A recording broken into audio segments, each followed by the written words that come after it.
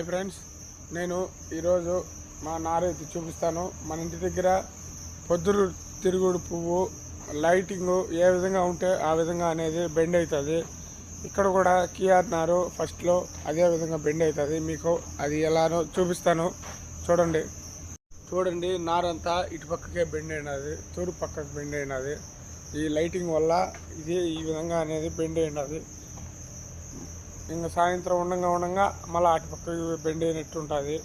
ఇదేను పొద్దున తిరుగు పువ్వు మాదిరిగానే వస్తుంది. ఇది మళ్ళా మాకు ఇంకా దండి శబరాలు కాబట్టి మళ్ళా నారు పెట్టినాము. చూడండి, ఇక్కడ అక్కడక్కడ మేము ఇక్కడ మా తోటలో రేగి చెట్లు లేకుండా తలికే రేగి చెట్లు కూడా గింజలు అనేది మంచి గింజలు తెచ్చి రేగి చెట్లు అనేది కూడా నాటినాము. చూడండి, ఇలాంటి వీడియోల కోసం మన ఛానల్ని సబ్స్క్రైబ్ చేసుకోండి. Okay, bye friends.